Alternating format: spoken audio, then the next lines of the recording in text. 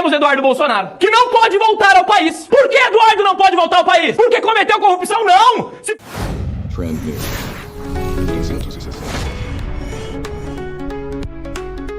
O deputado federal Eduardo Bolsonaro, filho do ex-presidente Jair Bolsonaro, anunciou nesta semana sua decisão de se licenciar do mandato parlamentar e buscar asilo político nos Estados Unidos. A medida ocorre em meio a uma escalada de investigações e processos judiciais para Eduardo e seus aliados. O Brasil vive um período de forte repressão política, onde opositores do governo enfrentam perseguição sistemática.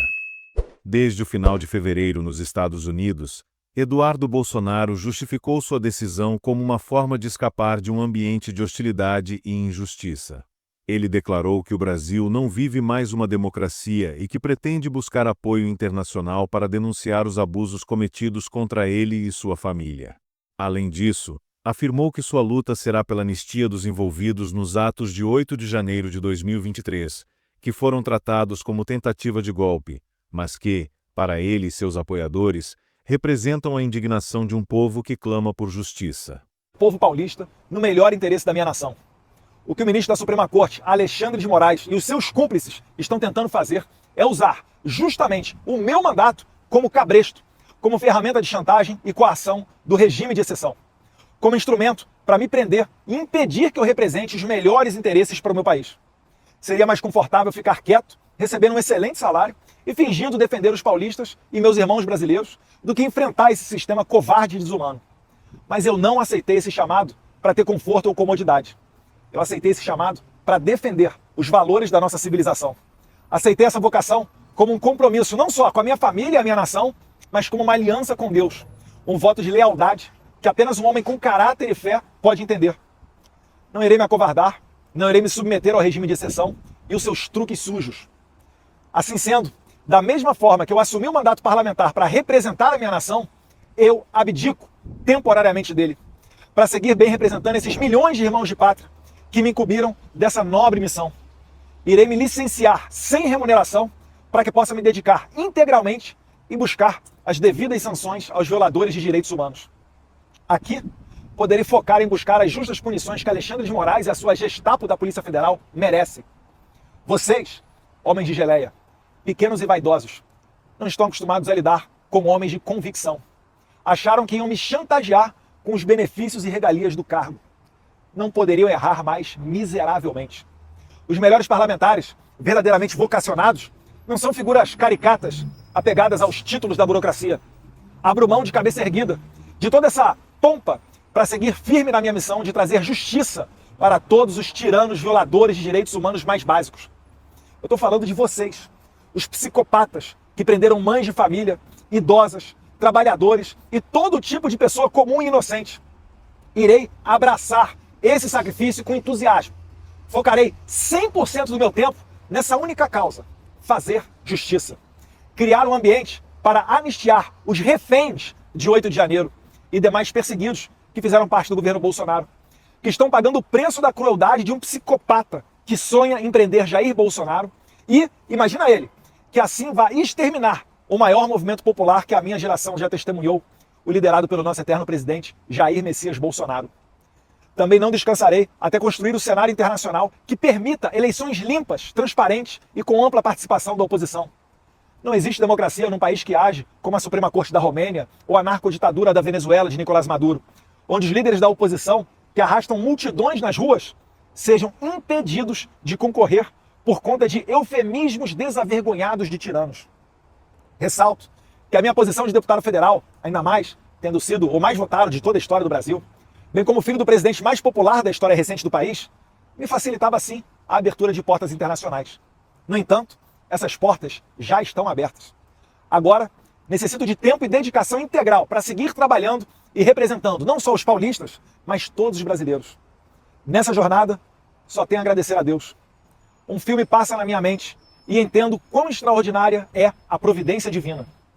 Poucos sabem disso, mas no mesmo dia que os deputados do PT peticionaram a PGR requisitando apreender o meu passaporte, em 27 de fevereiro, eu estava voando com a minha família para os Estados Unidos, num voo que eu havia comprado poucos dias antes.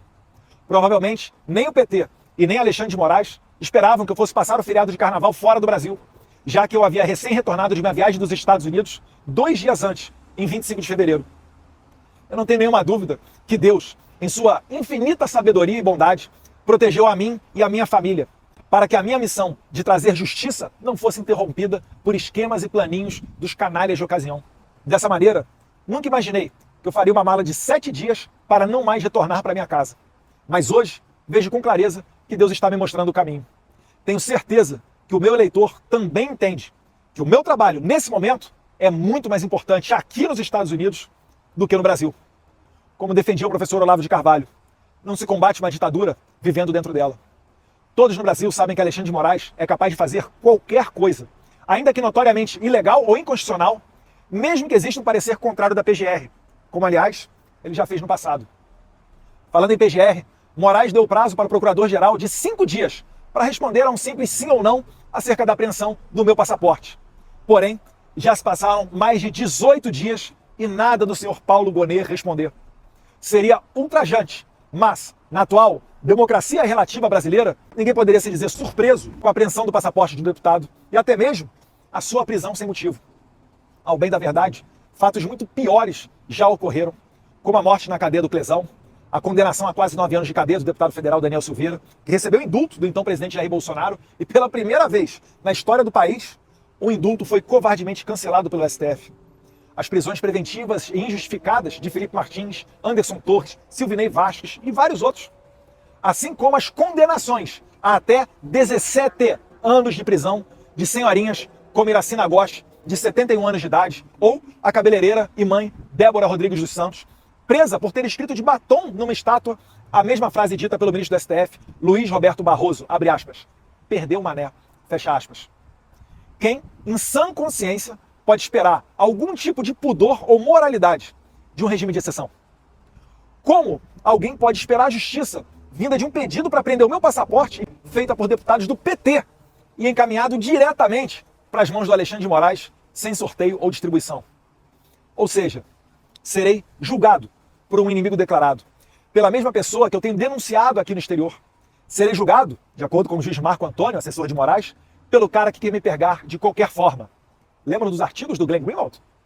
Esta é a pessoa que está me inserindo criminosamente no processo de golpe de Estado da Disneylândia, também conhecido como golpe de 8 de janeiro. Certamente, não é fácil me afastar temporariamente do cargo de deputado federal. Não é fácil saber que o meu pai pode ser injustamente preso e talvez eu jamais tenha a chance de reencontrá-lo pessoalmente de novo. Não tenho dúvida que o plano dos nossos inimigos é encarcerá-lo para assassiná-lo na prisão ou deixá-lo lá perpetuamente, assim como aconteceria com Donald Trump, caso não tivesse sido reeleito agora em 2024. Contudo, a vida é feita de decisões e sacrifícios. Se esse é o plano de Deus para a minha vida, entrego-me de corpo e alma, para que eu possa ser um instrumento de sua vontade, para que eu possa ser mais útil na libertação do meu país, para que eu possa parar a sanha totalitária de um psicopata sem limites. Sim, eu aceito esse sacrifício com honra. Vou morar longe dos meus amigos, dos meus familiares, da minha pátria, mas não descansarei até que a justiça seja feita e a minha nação seja libertada. Se Alexandre de Moraes quer apreender o meu passaporte, ou mesmo me prender, para que eu não possa mais denunciar os seus crimes nos Estados Unidos, então é justamente aqui que eu vou ficar e trabalhar mais do que nunca. Alexandre, a minha meta de vida será fazer você pagar por toda a sua crueldade com pessoas inocentes. Estarei focado integralmente nesse objetivo. Só retornarei quando você estiver devidamente punido pelos seus crimes, pelo seu abuso de autoridade. Finalizo comunicando ainda que, graças ao excelente trabalho desempenhado pelo líder do PL, deputado Sóstenes Cavalcante, que não se dobrou às pressões do PT, e também pela retidão e compromisso com a legalidade do presidente da Câmara, deputado Hugo Mota, que no meu lugar será nomeado o deputado federal gaúcho Zucco para a Comissão de Relações Exteriores e Defesa Nacional. Ele irá me ajudar institucionalmente a manter essa ponte com o governo Trump e o bom relacionamento com países democráticos e desenvolvidos. Juntos, nós iremos trabalhar na mais sagrada missão que um parlamentar pode ter, que é a de resgatar liberdades perdidas para o nosso Brasil. Que o mundo livre possa nos ajudar a manter viva essa nobre causa. Deus abençoe o Brasil e me dê os meios para cumprir a minha missão. Conto com o apoio de todos vocês, que assim como eu, travam essa honrada batalha pela liberdade. Deus, pátria, família e liberdade. Deus abençoe o Brasil Deus abençoe a América. O anúncio de Eduardo Bolsonaro provocou uma grande repercussão no cenário político nacional e mundial. Enquanto governistas o acusam de covardia, seus apoiadores destacam que ele é vítima de perseguição implacável e que sua decisão reflete a gravidade da situação no Brasil. O deputado petista Rogério Correia expôs, sem perceber, a natureza política do cerco a Eduardo. Lindbergh, nós acertamos em cheio. É óbvio que se ele voltasse para o Brasil, Alexandre de Moraes, a pedido nosso, ia confiscar o passaporte dele e ele não poderia voltar aos Estados Unidos. A afirmação reforça a narrativa de que há um plano arquitetado para impedir qualquer tipo de resistência por parte da oposição. A Procuradoria-Geral da República teve 5 dias para se manifestar sobre a apreensão do passaporte do deputado, mas estranhamente deixou o prazo expirar sem qualquer resposta. No entanto, após Eduardo anunciar seu exílio político e mais de 10 dias depois do prazo ter sido ignorado, veio uma manifestação da Procuradoria contra a apreensão. Personalidades da direita saíram em defesa do deputado. Lucas Pavanato declarou que Eduardo é um dos poucos com coragem para enfrentar a ditadura que se forma no Brasil e pediu apoio à sua causa.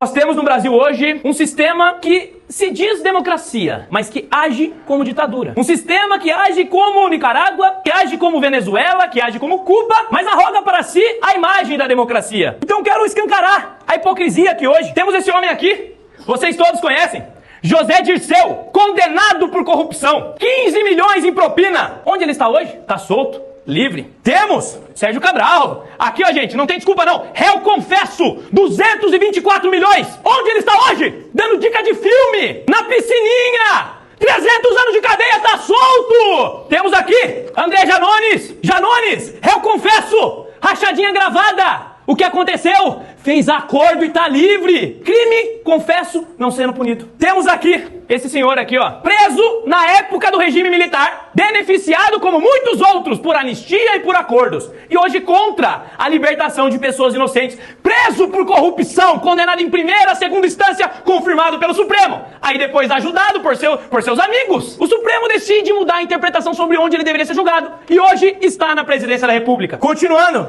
temos aqui a Débora. A Débora, uma cabeleireira, mãe de família, pediu a prisão dela, a condenação dela a 17 anos de prisão. Qual o crime? O suposto crime: escrever com batom em uma estátua. Perdeu, mané. E isso vocês chamam de justiça.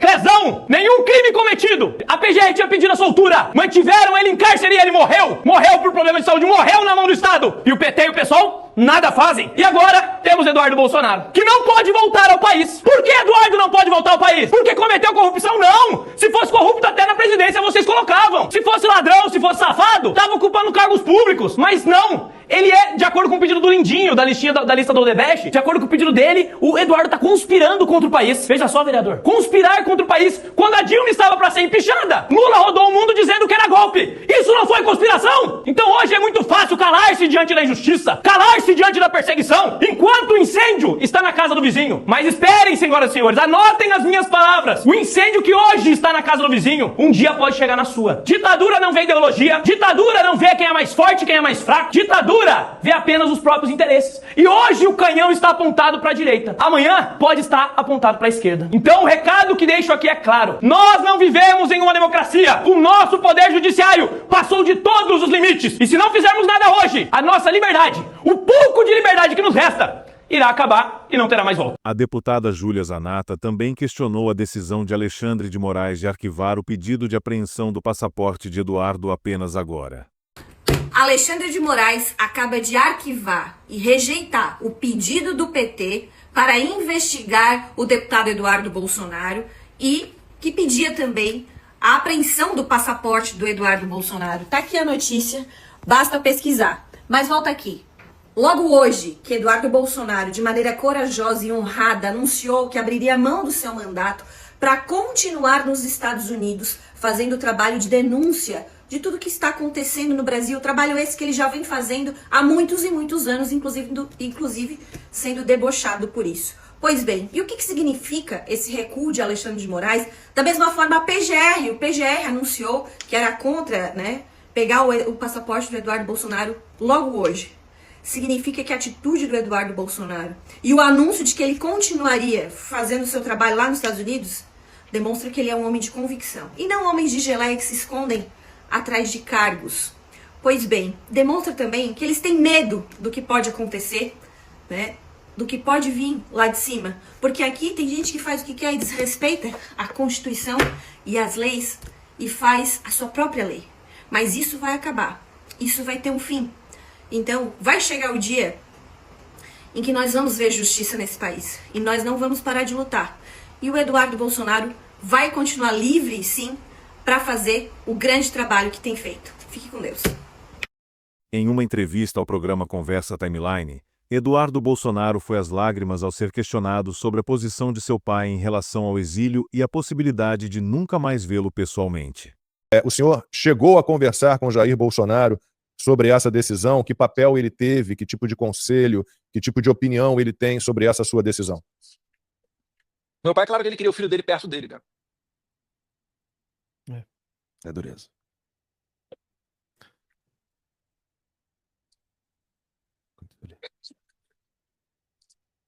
É dureza. É difícil. A gente está aguardando só o deputado. Claro, a pergunta...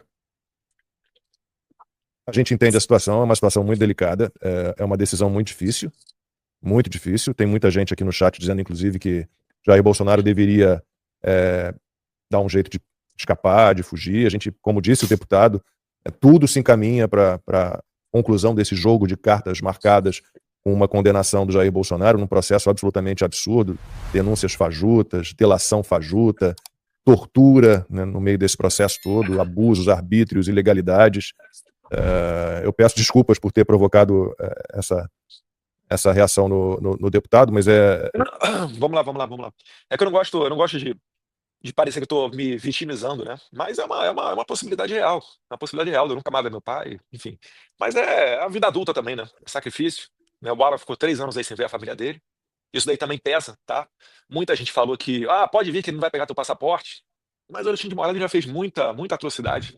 A gente não pode esperar contar com alguma decência ou senso de moralidade desse tipo de pessoa. Como eu falei, ele tá na prateleira do psicopata. Né? Então ele pode perfeitamente até estar mandando mensagens pelos bastidores para eu ficar confortável em retornar, e quando eu chegar aí ele pegar meu passaporte. Né? E aí, o que eu vou fazer?